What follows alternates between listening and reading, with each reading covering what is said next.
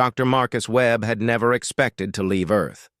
He was a classics professor at a small university in England, a man who spent his days teaching Latin and ancient Greek to students who mostly wanted to be lawyers or doctors. His life was quiet. His office smelled of old books and cold tea.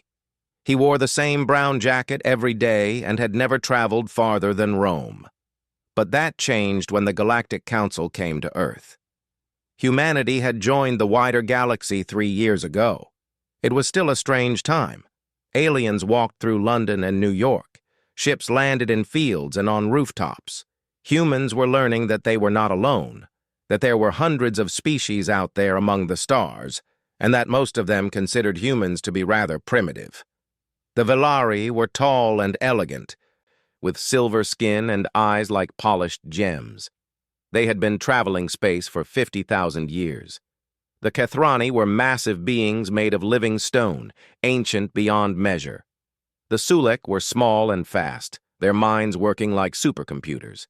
And there were dozens more, each one part of the great galactic council that governed known space. Humans, by comparison, had only just learned to leave their own planet. They were considered young, unimportant, useful only for labor and entertainment. Marcus did not care about any of this. He cared about conjugating verbs and translating poetry. He cared about the way Latin words fit together like puzzle pieces. He cared about his students and his books and his quiet life. Then the message came. It arrived on a Tuesday morning, delivered by a Velari diplomat who had to duck to enter Marcus's small office. The diplomat wore flowing white robes and looked at Marcus's cluttered desk with obvious distaste. "You are Dr. Marcus Webb?" the Velari asked. "The specialist in dead human languages?" Marcus blinked at the tall alien. "I suppose I am, though I prefer to call them classical languages. The Galactic Council requires your expertise. You will come with me." It was not a request. Marcus found himself aboard a Velari ship before lunch, watching Earth grow smaller through a window of transparent material he could not identify. He was given a cabin, a set of simple clothes, and no explanation at all. The journey took 3 days. Marcus spent most of it sleeping, reading the few books he had grabbed from his office, and wondering if he would ever see home again. The Velari crew ignored him completely. They moved through the ship like ghosts, silent and graceful, and they looked at Marcus the way a person might look at a particularly slow insect.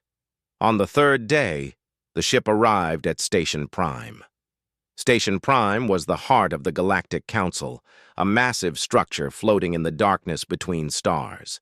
It was home to representatives from every known species, a place of diplomacy and trade and ancient secrets. Marcus stared at it through the window, his mouth hanging open like a child seeing snow for the first time. The station was larger than any city on Earth. Towers of crystal and metal rose from its surface, glowing with soft light. Ships of every size and shape moved around it, coming and going like bees around a hive.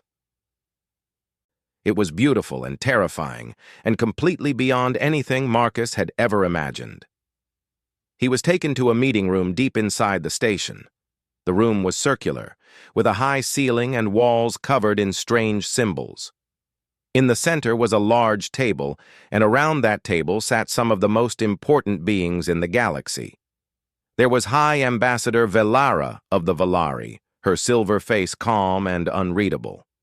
There was Commander Keth of the Kethrani, a mountain of living stone with eyes like burning coals. There was Sulek Prime, the leader of the Sulek Collective, a small figure surrounded by floating screens and holographic displays. And there were others, representatives from a dozen species, all watching Marcus as he entered. He had never felt so small.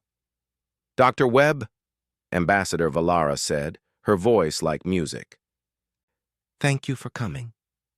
Marcus did not point out that he had not been given a choice. "I am honored to be here, though I confess I do not know why."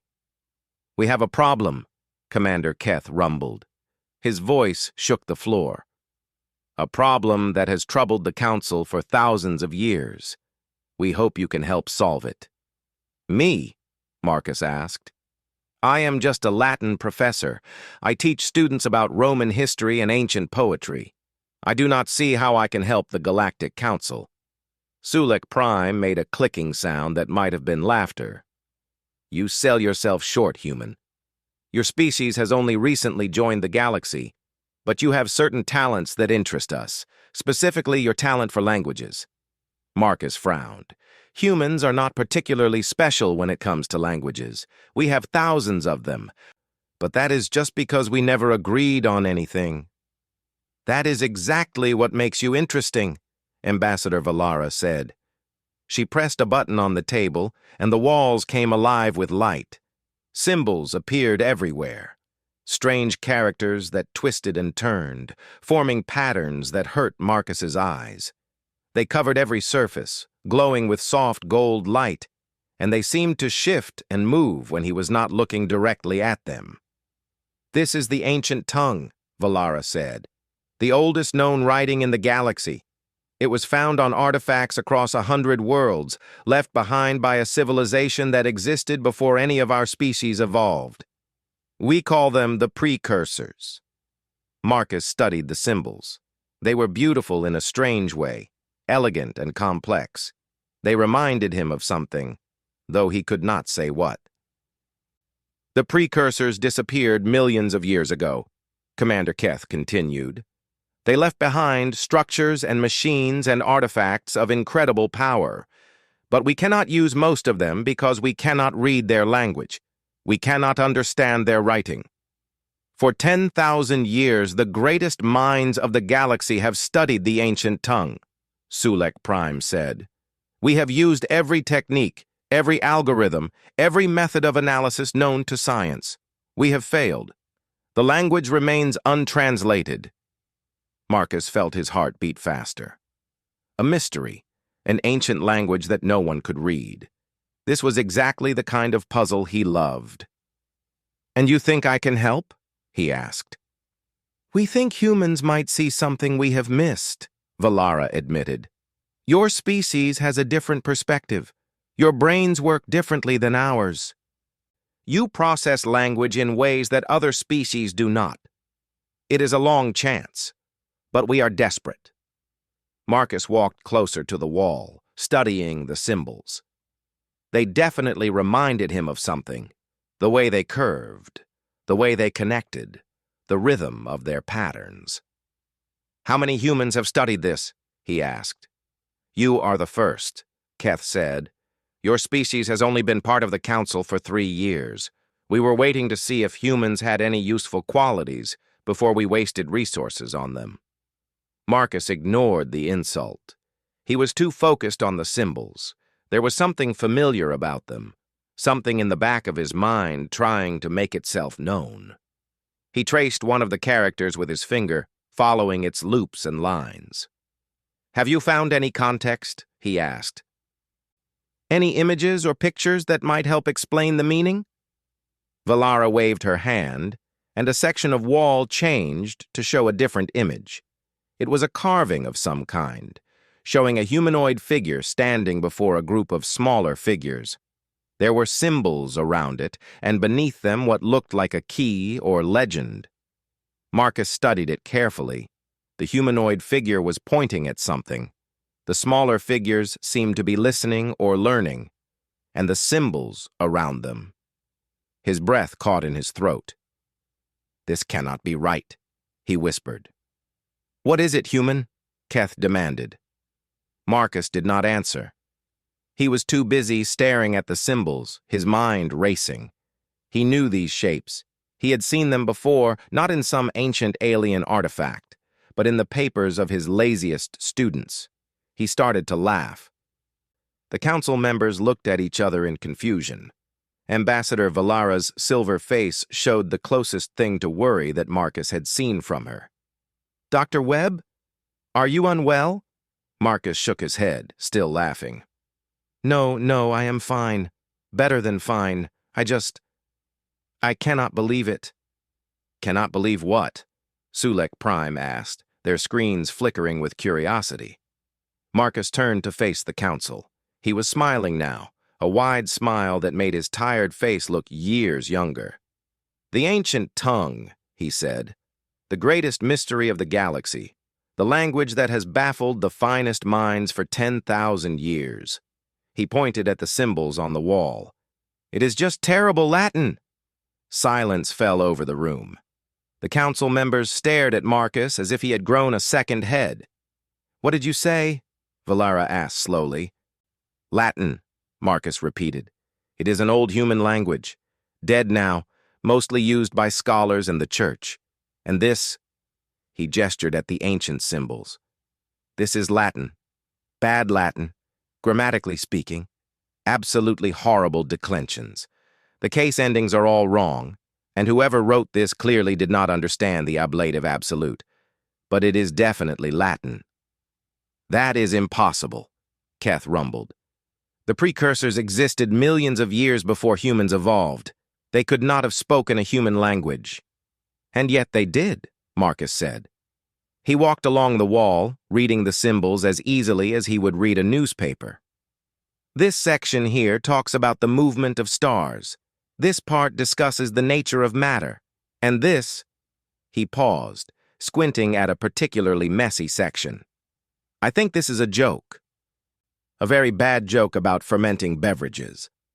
Sulek Prime's screens went wild with data. "This is impossible. Our analysis showed no connection to any known language.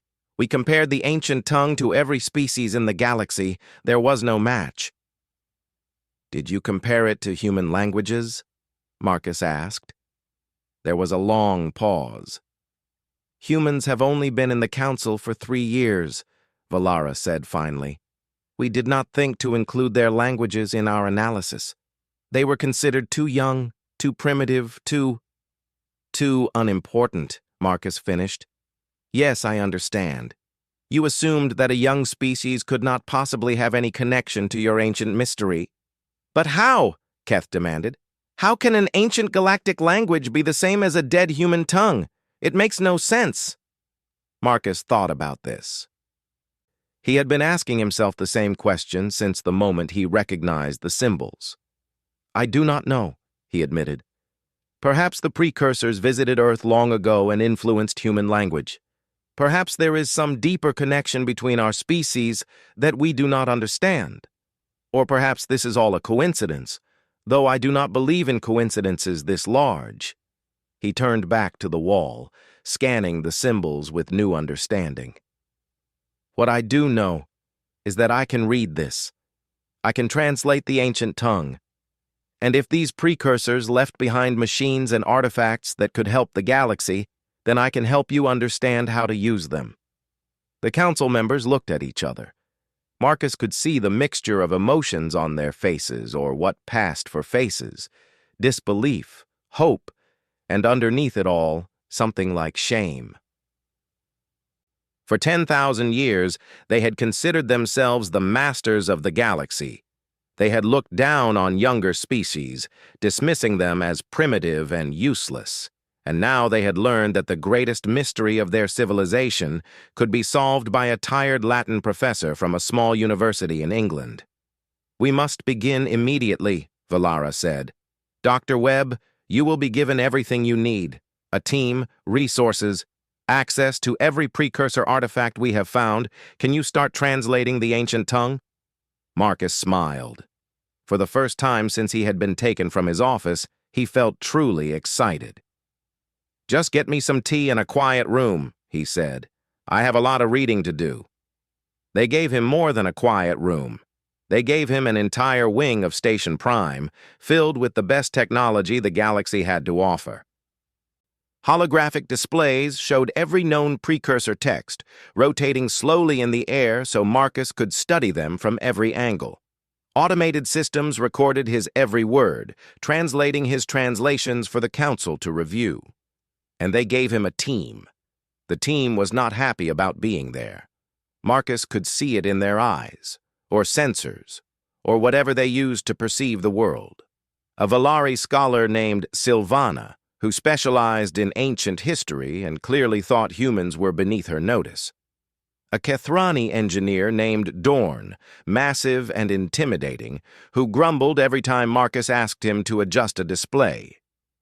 A Sulek analyst named Click, who processed data faster than Marcus could blink, but seemed annoyed by having to work with organic beings at all. They thought he was a joke. A primitive human who had somehow stumbled onto something important. They expected him to fail, to prove that his species was as useless as everyone believed. Marcus did not care. He had spent his career being underestimated. Students who thought Latin was boring. Colleagues who thought classical studies were irrelevant. Administrators who wanted to cut funding for dead languages. He had proven them all wrong, one careful translation at a time. He would prove the galaxy wrong, too. He started with the simplest texts, short inscriptions that seemed to be labels or names. As he worked, he began to understand the precursor's particular style of Latin. It was not exactly the same as the Latin he knew. The grammar was similar but not identical. The vocabulary was recognizable but strange, full of words that had been twisted and changed over unimaginable spans of time. It was as if someone had learned Latin from a very bad textbook and then used it for millions of years, letting it drift and evolve while still keeping its basic structure. "This word here," Marcus said, pointing at a symbol on one of the displays. "It looks like it comes from the Latin word stella, meaning star. But they have changed the ending and added this modifier that I do not recognize."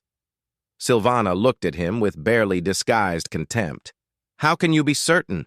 You are simply guessing based on superficial similarities." "I am certain because of context," Marcus said patiently. "This text is clearly describing celestial navigation. The symbols around this word refer to movement, distance, and time. It would make sense for this word to mean star." "Your human intuition is not scientific evidence," Silvana snapped.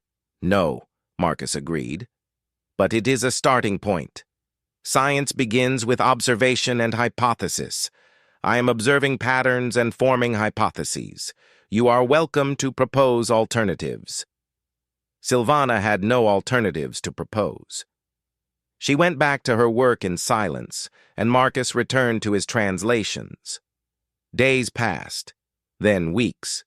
Marcus worked almost constantly, stopping only to eat and sleep. The work was difficult, but fascinating. Each text revealed new words, new grammar, new insights into the minds of the ancient precursors. And slowly, pattern by pattern, he began to understand. The precursors had been travelers. They had crossed the galaxy when most of the current species were still single-celled organisms.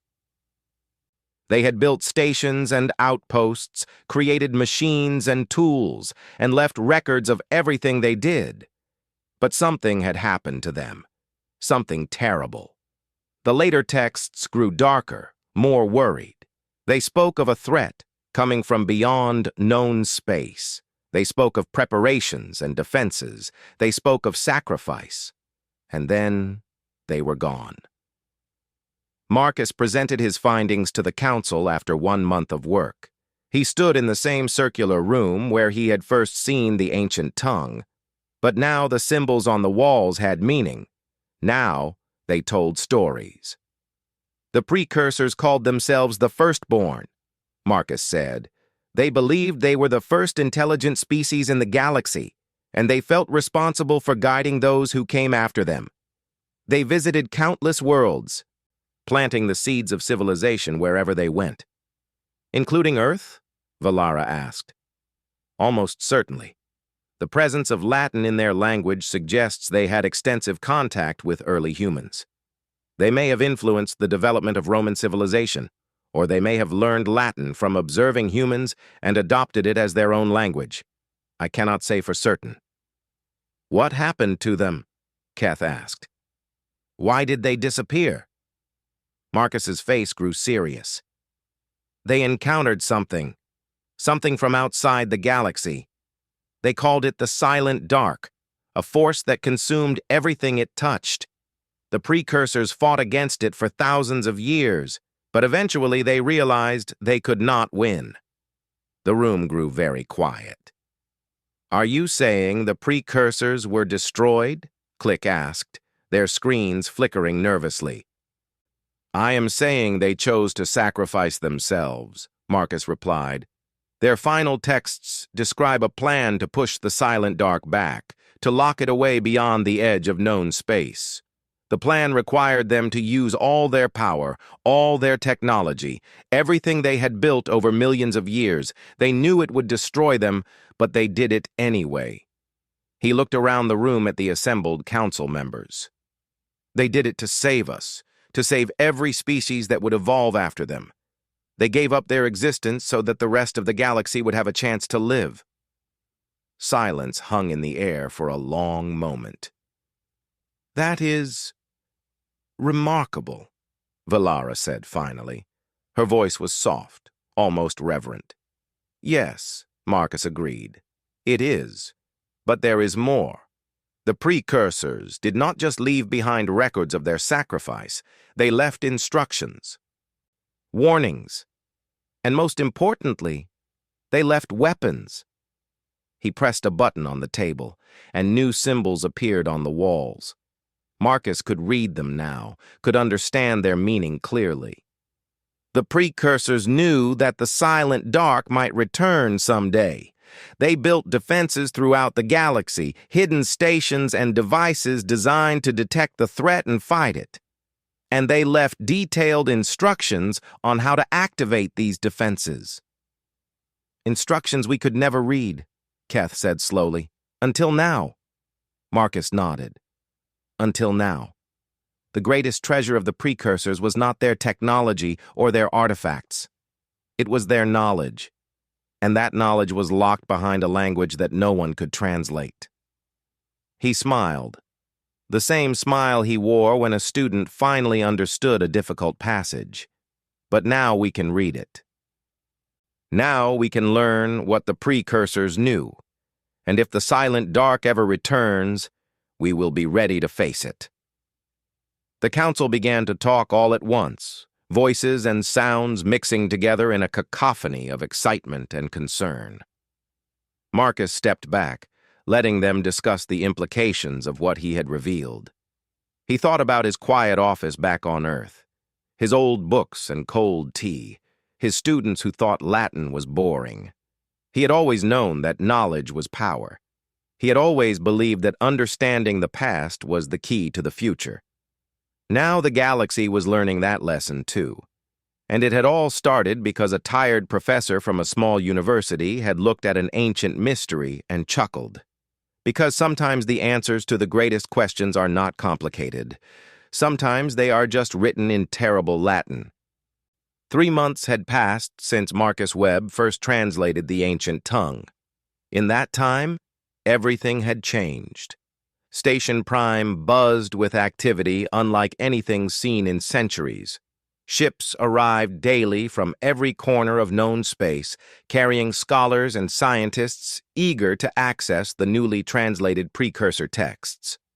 The wing of the station that had been given to Marcus was expanded twice, then expanded again, until it occupied nearly a quarter of the entire structure. Marcus was no longer just a Latin professor. He was the voice of the precursors, the only being in the galaxy who could fluently read the ancient language. Every translation passed through his hands. Every discovery required his approval. He had become, quite without intending to, one of the most important people in the known universe. He hated it. "I did not sign up for this," he muttered, staring at the mountain of requests piling up on his desk. Silvana, the Valari scholar who had once looked at him with contempt, now served as his assistant. She organized his schedule, filtered his communications, and generally tried to prevent him from drowning in work. "You are the only one who can do this," she reminded him. "The galaxy needs you." "The galaxy needs more Latin teachers," Marcus replied. "One man cannot translate millions of years of accumulated knowledge. There must be humans on Earth who can help." Silvana nodded slowly. "The Council has already considered this. They are sending ships to Earth to recruit scholars of classical languages. But training them to read the precursor variant will take time. Then we must use that time wisely. Marcus picked up one of the requests from his desk. It was from Commander Keth, asking for priority translation of a text found on a remote planet. What is this about? The Kethrani have discovered a precursor installation on one of their outer colonies. They believe it may be one of the defensive stations mentioned in the original texts. Marcus felt his heart beat faster. Since translating the precursor's warning about the silent dark, he had been waiting for something like this. The ancient beings had left behind weapons and defenses, tools to fight the darkness that had destroyed them. Finding those tools was now the Council's highest priority. "I will look at it immediately," he said. The text from the Kethrani colony was dense and technical. It described a device called a Star Forge, a machine capable of manipulating the fabric of space itself. The precursors had built dozens of them across the galaxy, hiding them on uninhabited worlds where they would remain safe until needed. According to the text, the Star Forges could create barriers between dimensions. They could seal the gaps through which the silent dark had entered the galaxy. They were the precursor's final gift to their successors, their last hope for survival against the consuming darkness. But activating them required a specific sequence of commands. Commands written in the ancient tongue.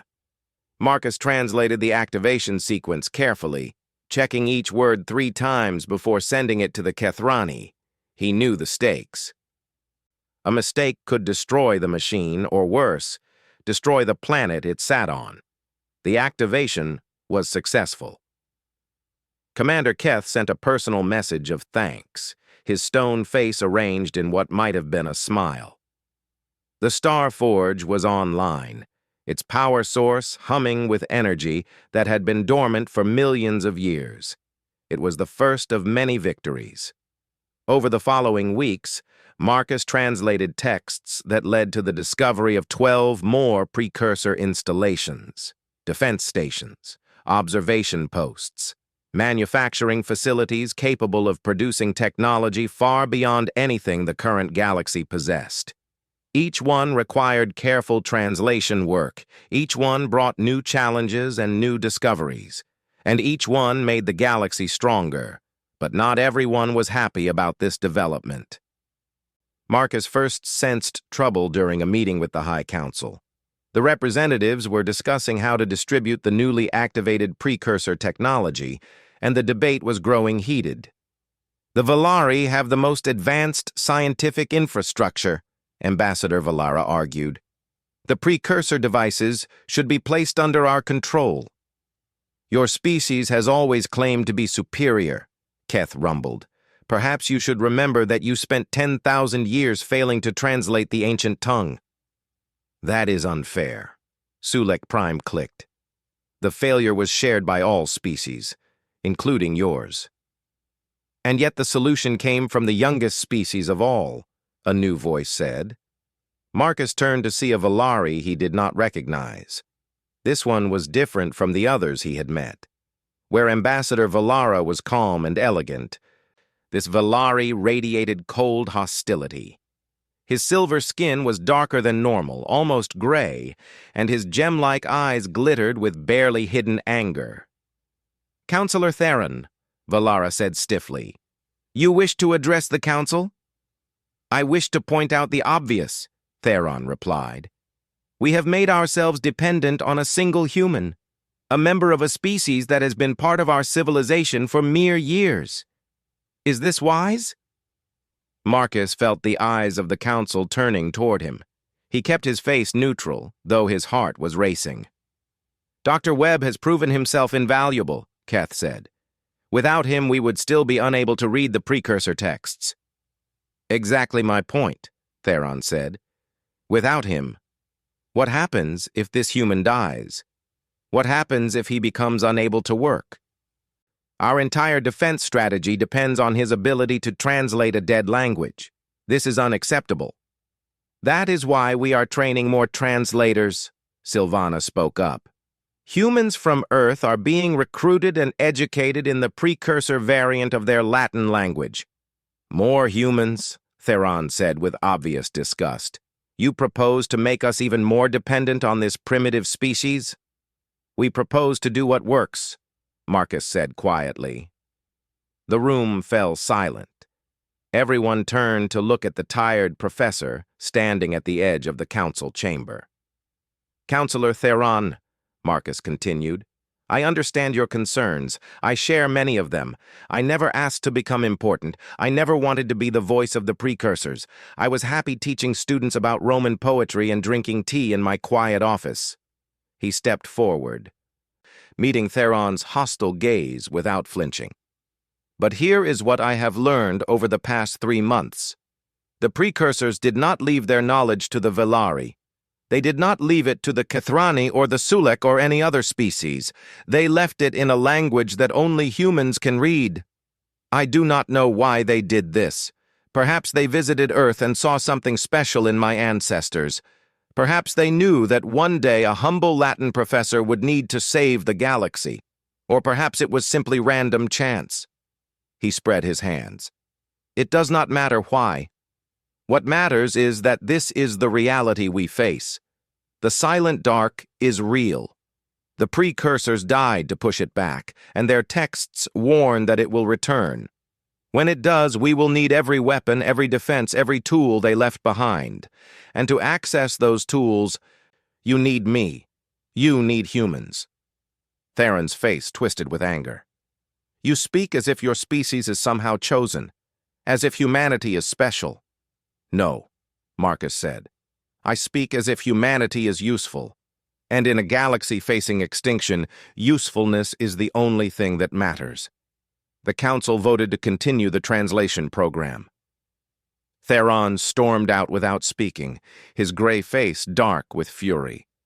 Marcus watched him go, feeling a chill run down his spine. He had made an enemy, and in the complex politics of the Galactic Council, enemies could be very dangerous indeed. The first attack came 2 weeks later.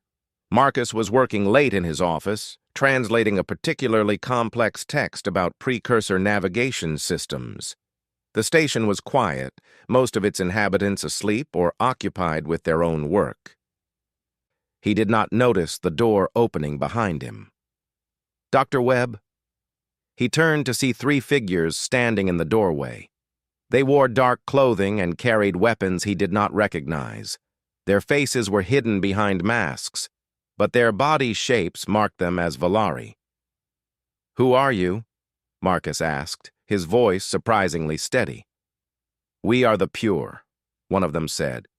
We serve Counselor Theron and the preservation of galactic order. You have disrupted that order.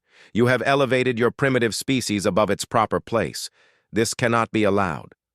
Marcus looked at the weapons pointed at him. He thought about his students back on Earth, his books, his cold tea, all the things he would never see again if these assassins succeeded. If you kill me, he said slowly, you will lose the ability to read the precursor texts. The galaxy will be defenseless when the silent dark returns. A price worth paying, the assassin replied.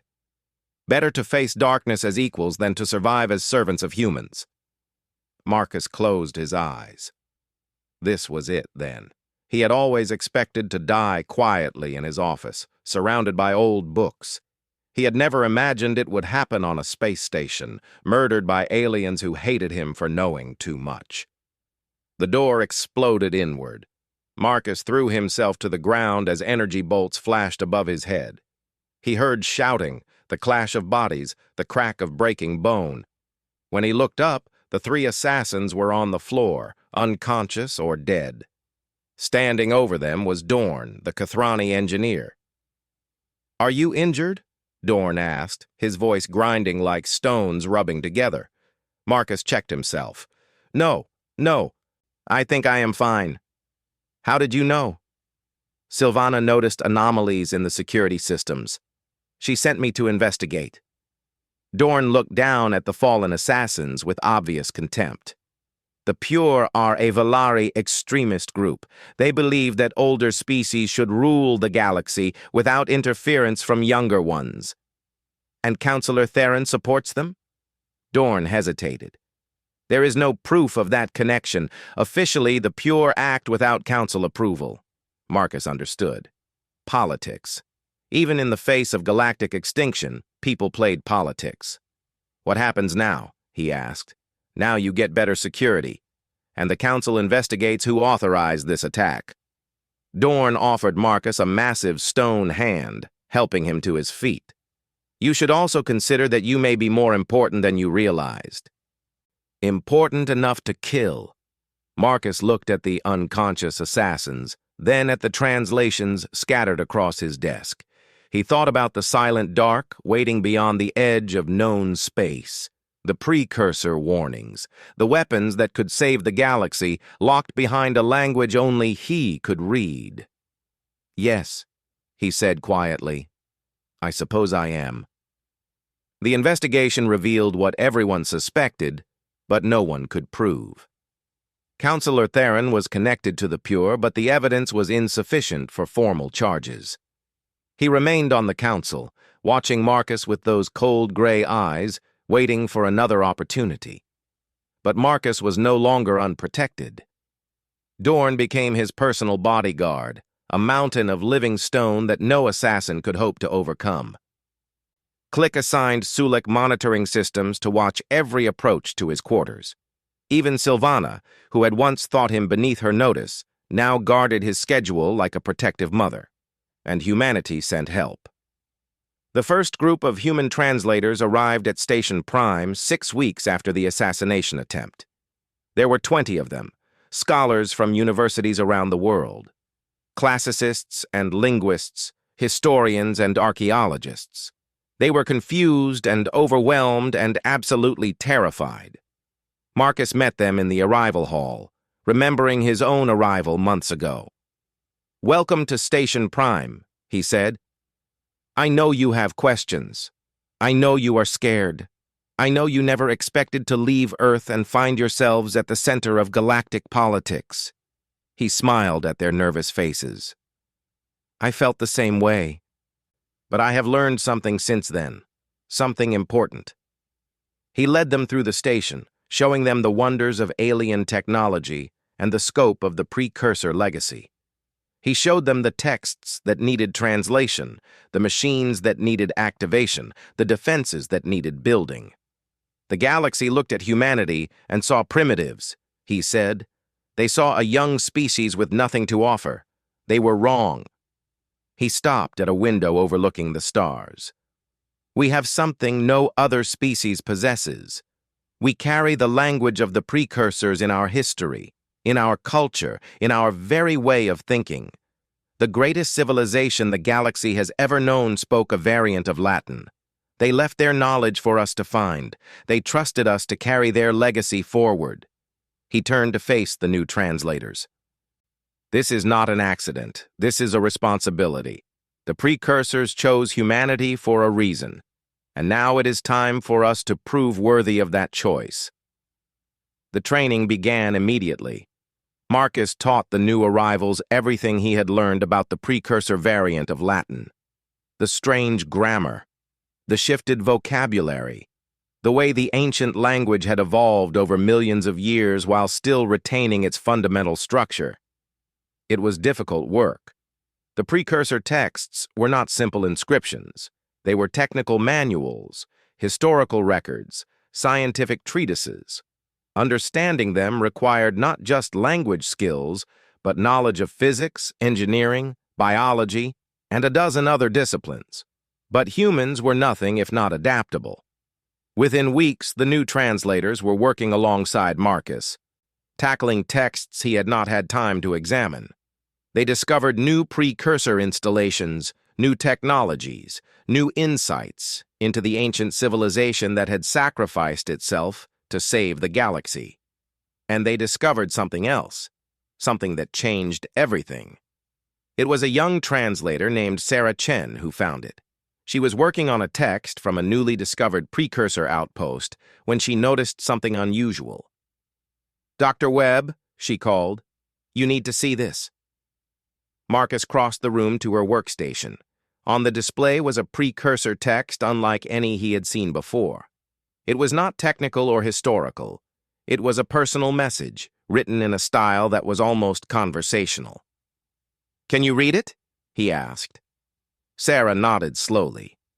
"I think so. It is addressed to... It says, those who come after. It seems to be some kind of farewell message." She began to translate aloud. "To those who find this message, greetings from the past. I am Elder Primus Marcellus of the Firstborn Council. I write these words knowing that I will not survive to see them read. The silent dark approaches, and we go now to face our final battle." Marcus felt his blood run cold. This was not just history. This was the voice of someone who had lived and died millions of years ago, speaking directly to them across the ages. "We have done all we can to prepare you for what comes," Sarah continued reading. "We have hidden our weapons throughout the galaxy. We have left instructions for activating them. We have given you everything we know about the enemy you will face." She paused, her voice catching. "But there is one thing more we must tell you. One secret we have kept until this final moment. The silent dark is not a natural phenomenon. It is not a force of nature or a random catastrophe. It is a weapon."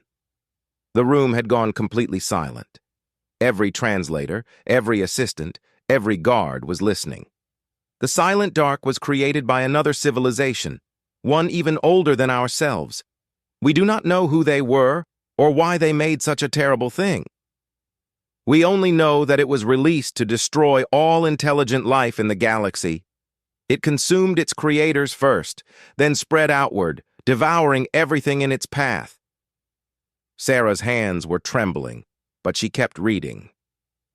"We managed to push it back, to seal it beyond the edge of known space. But seals can be broken. Barriers can fail. One day the silent dark will return. When it does, you must be ready." The message continued with specific warnings about the silent dark's capabilities. It could consume stars. It could corrupt technology. It could turn living beings into extensions of itself, using them as weapons against their own people. It was not just a threat, but an intelligent enemy, capable of learning and adapting. And it was patient. It could wait millions of years for its prison to weaken. "Our sacrifice will buy you time," the message concluded. "Use that time wisely, build your defenses, unite your species, and above all, remember what we have taught you. The darkness can be defeated, but only if you stand together. Division is death. Unity is survival." The message ended with a final phrase that made Marcus's heart ache. "May the words of the firstborn guide you through the night. We go now to our rest, but we leave our hope with you. Do not fail us." Silence filled the room. Sarah looked up at Marcus, her eyes wet with tears. They knew. They knew that one day someone would be able to read this. They left it here for us to find. Marcus nodded slowly. "The precursors spoke to us across millions of years. They gave us their knowledge, their weapons, their final warning." He looked around at the translators gathered in the room. "And they gave us something else. They gave us purpose." He walked to the window and stared out at the stars. Somewhere beyond those points of light, the silent dark waited. Patient. Hungry. Ready to consume everything the galaxy had built. But now they knew it was coming. Now they could prepare. And now they had something the precursors had not possessed. They had humans. A young species that carried the ancient language in their blood, that could read the wisdom of the firstborn as easily as reading a newspaper. A species that other civilizations had dismissed as primitive and useless. Marcus smiled grimly. The galaxy was about to learn just how wrong they had been. He turned back to his team. Send copies of this message to every member of the council. Then get back to work. We have translations to complete and a galaxy to save. The war against the Silent Dark had not yet begun, but the first battle had already been won. Humanity had found its voice, and the galaxy would never be the same. The alarm came at midnight. Marcus was sleeping when his door burst open and Dorn's massive form filled the entrance. The Kathrani's stone face showed something Marcus had never seen before: fear. "The outer stations have detected something," Dorn said. "The council is assembling. You need to come now." Marcus dressed quickly, his heart pounding. He had known this moment would come eventually. The precursor texts had been clear about the Silent Dark's return, but he had hoped for more time, more preparations, more translations completed. The council chamber was chaos when he arrived. Holographic displays showed star maps covered in angry red markers. Species representatives shouted over each other, their voices mixing into a wall of noise. Ambassador Valara stood at the center, her silver face pale with stress. "What is happening?" Marcus asked. "The barrier is failing," Valara replied. "Observation stations beyond the outer rim have detected massive energy fluctuations. Something is pushing through the seal the precursors created." "The Silent Dark," Marcus whispered. "Yes." Valara turned to face him directly. "Dr. Webb, we need everything. Every defense the precursors left behind. Every weapon we have not yet activated. We need them all, and we need them now." Marcus looked at the star maps, at the spreading red that marked the approaching darkness. He thought about the translations still incomplete, the installations still dormant, the secrets still locked in the ancient tongue. "How long do we have?" he asked. "Days, perhaps weeks. The barrier is weakening, but it has not broken completely.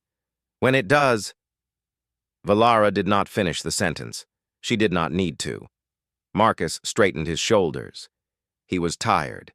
He was scared. He was a Latin professor who had never wanted any of this. But he was also the only person in the galaxy who could read the words of the precursors. "Call every translator to Station Prime," he said. "All of them, human and otherwise. We work around the clock until this is finished." The following days were the most intense of Marcus's life. Translators worked in shifts, sleeping in rotation so the work never stopped. Every text was prioritized based on its potential value. Defense systems first, weapons second. Everything else could wait. Marcus moved between teams, checking translations, answering questions, solving problems that no one else could handle. He slept 4 hours a night when he was lucky. He ate when someone put food in front of him. He drank so much tea that his hands shook constantly. But progress was made. The star forges came online one by one, their dimensional barriers humming with power. Defense stations activated across the galaxy, weapons systems that had been dormant for millions of years suddenly ready for war. Manufacturing facilities began producing shields and armor and devices that no one fully understood but everyone hoped would help. And the Silent Dark continued to approach. Reports came in from the outer rim. Ships that had ventured too close to the barrier had vanished without trace. Observation stations had gone silent, their crews presumed dead or worse. The darkness was testing the seal, probing for weaknesses, preparing for its final assault. On the 7th day, Marcus received an urgent message from Sarah Chen. "I found something," she said when he reached her station. Her face was gray with exhaustion, but her eyes burned with excitement. "A text we almost missed. It was hidden in a secondary archive, encrypted with additional security." Marcus looked at the display. The text was indeed different from the others. The writing was smaller, more cramped, as if the author had been running out of space or time. "What does it say?" Sarah took a deep breath.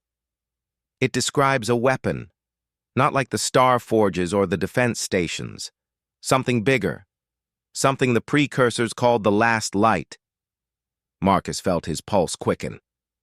Translate it. All of it. The last light was the precursor's final weapon. It was not designed to fight the silent dark. It was designed to destroy it completely. According to the text, the last light was a device capable of generating a specific frequency of energy that was poisonous to the darkness. A single activation would create a wave of this energy that would spread across the galaxy, burning away everything touched by the silent dark while leaving normal matter unharmed. It was the ultimate solution, a single weapon that could end the threat forever. But there was a problem. The activation sequence is incomplete, Sarah said, frustration filling her voice. The text describes the device and its location, but the final commands are missing. Someone deliberately removed them. Marcus studied the gap in the text. It was not accidental. Someone had carefully erased a section of the inscription, leaving only fragments behind. Why would they do that? He wondered aloud. Perhaps they were afraid, a new voice said. Marcus turned to see Counselor Theron standing in the doorway. The gray-skinned Velari looked different than before. His hostility seemed muted, replaced by something like resignation. The precursors knew the danger of such a weapon, Theron continued. If activated incorrectly, the last light could destroy more than just the silent dark. It could destroy everything. You know about this? Marcus asked. Theron nodded slowly. The Velari have legends about the last light. Stories passed down through generations. We always thought they were myths. But if this text is accurate, then the weapon exists, Marcus finished, and we need to find those missing commands. Theron was silent for a moment. Then he did something Marcus never expected. He bowed his head. I have opposed you since the beginning, Theron said. I believed that humans would destroy the balance of the galaxy. I believed that your species was too young, too primitive, too dangerous to be given such power. He looked up, meeting Marcus's eyes. I was wrong. Marcus did not know what to say. The pure attacked you because I allowed them to believe they were acting in the galaxy's interest, Theron continued. I did not order the assassination, but I did not prevent it either. For that, I am sorry. Why are you telling me this now? Theron gestured at the displays showing the approaching darkness. Because the silent dark does not care about species or politics or ancient grudges. It will consume us all equally. And because I have something that might help. He produced a small crystal from his robes.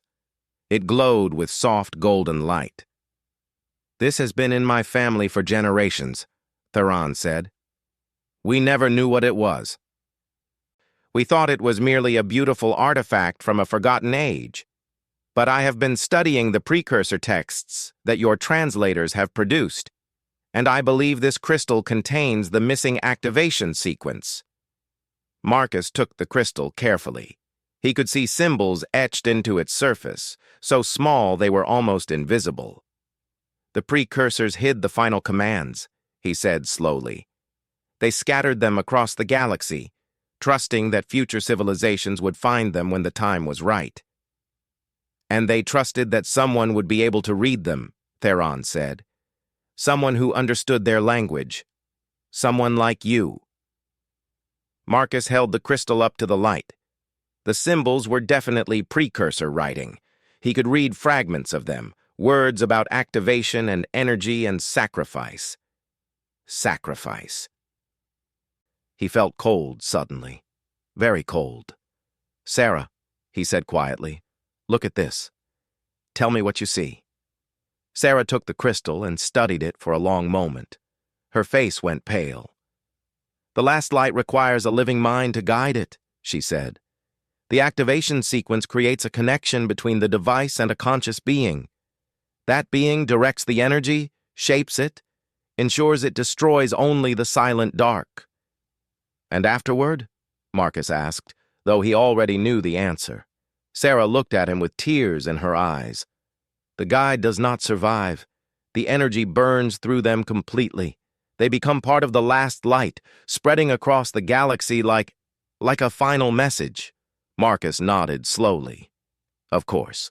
The precursors had sacrificed themselves to push back the darkness. Their final weapon required the same sacrifice.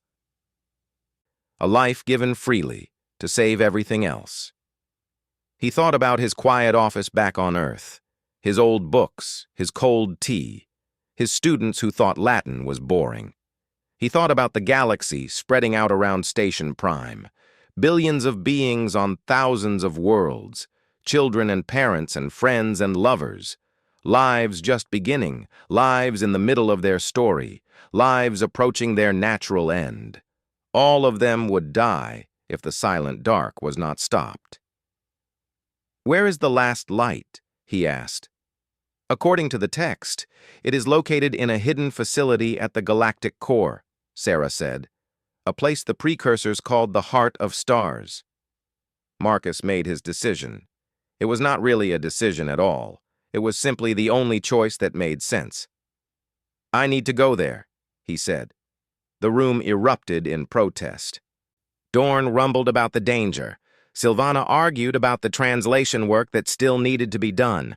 Theron insisted that others could take his place. Even Sarah, who barely knew him, begged him to reconsider. Marcus listened to all of them.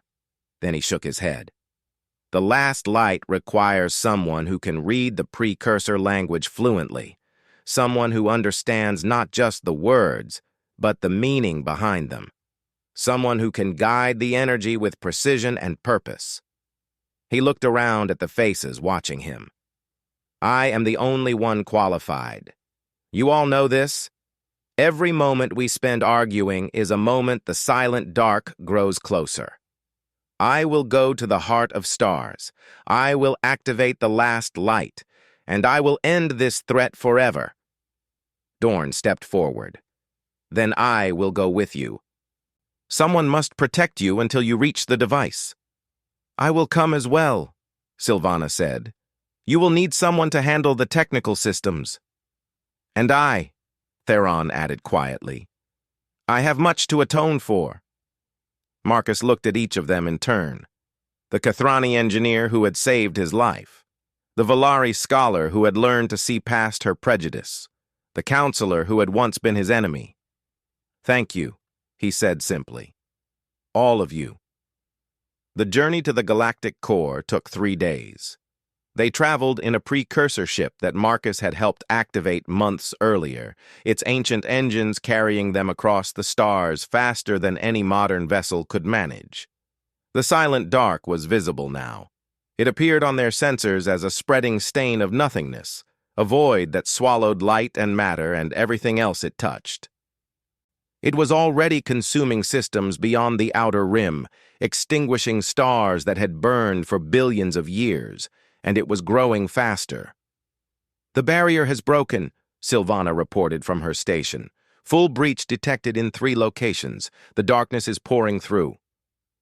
Marcus watched the displays with grim determination. They were running out of time.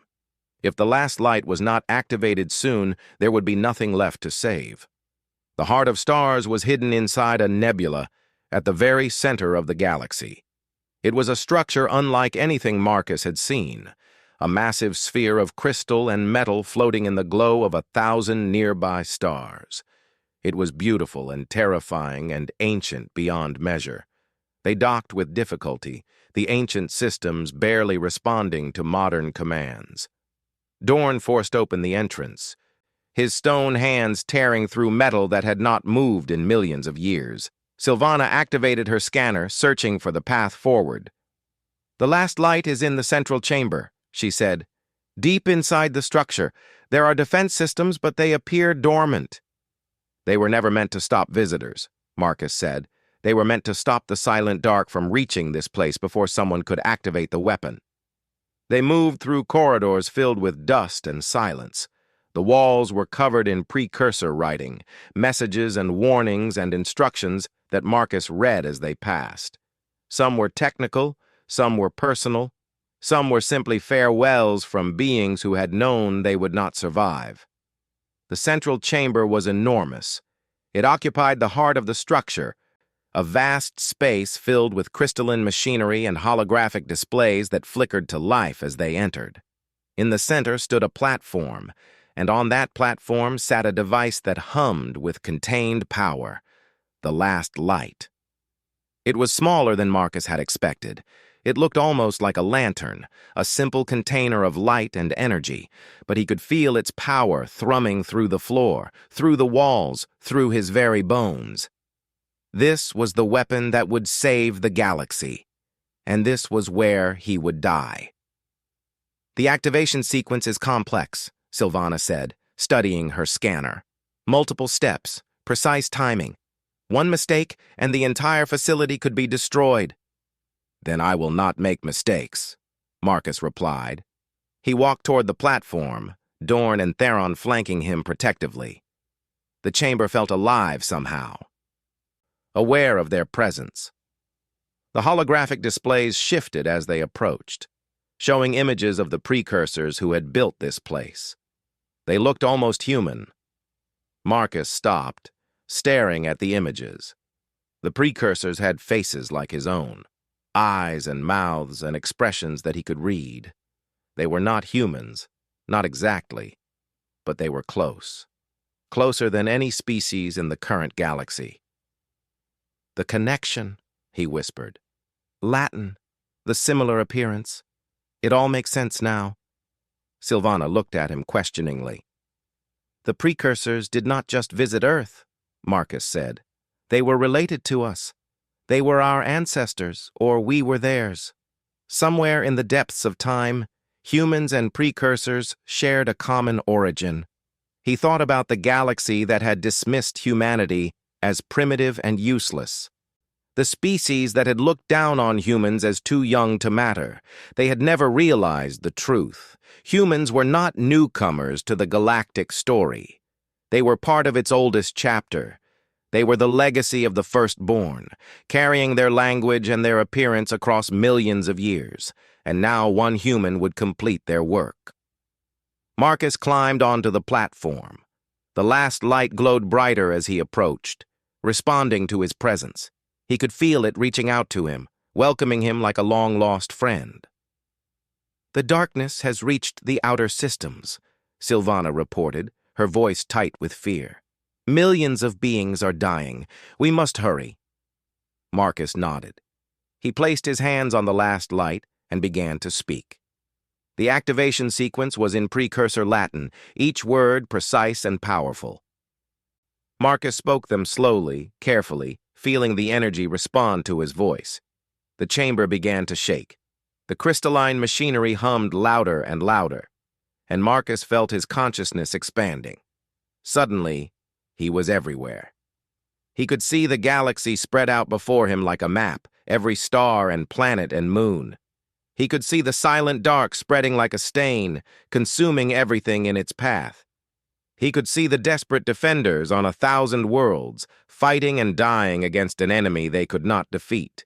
He could see everything, and he understood what he needed to do. The last light was not just a weapon. It was a message, a final gift from the precursors to their children across time. It was powered by sacrifice, but not just any sacrifice. It was powered by love, by hope, by the determination to protect what mattered most. The precursors had died for the galaxy. Now Marcus would add his voice to theirs. He spoke the final words of the activation sequence. The last light blazed with impossible brilliance, filling the chamber with golden fire.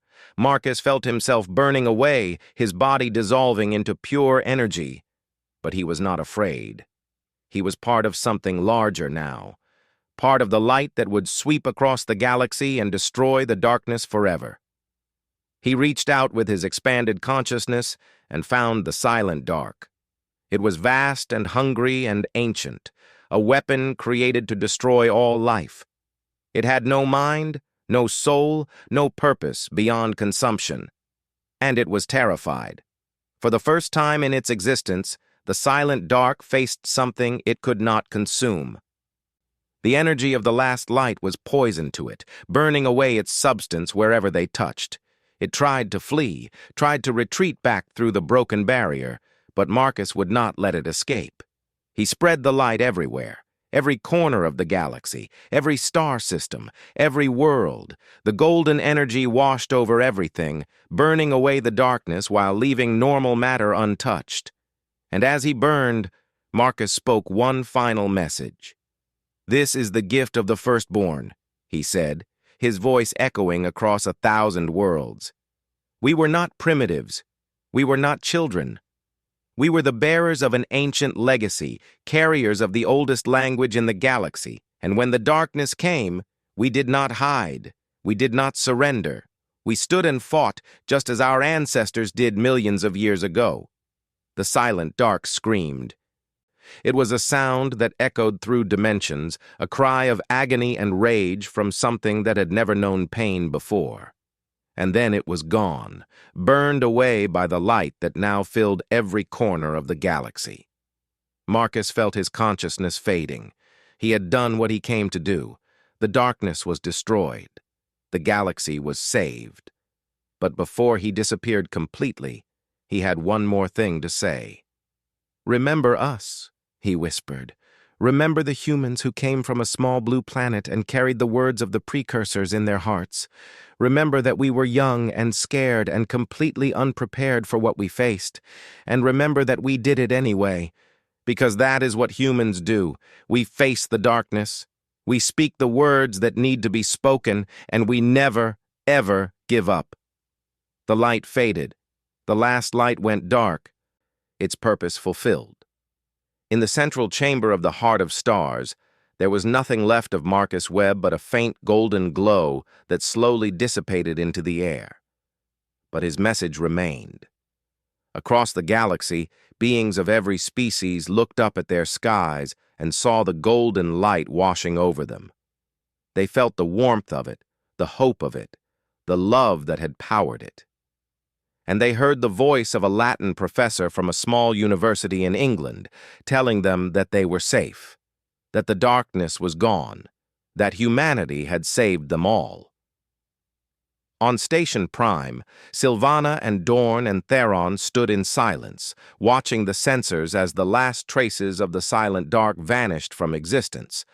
They had returned from the Heart of Stars as fast as they could, but they already knew what had happened. Marcus was gone, but his legacy would live forever. "We should tell them," Sylvana said finally. "All of them.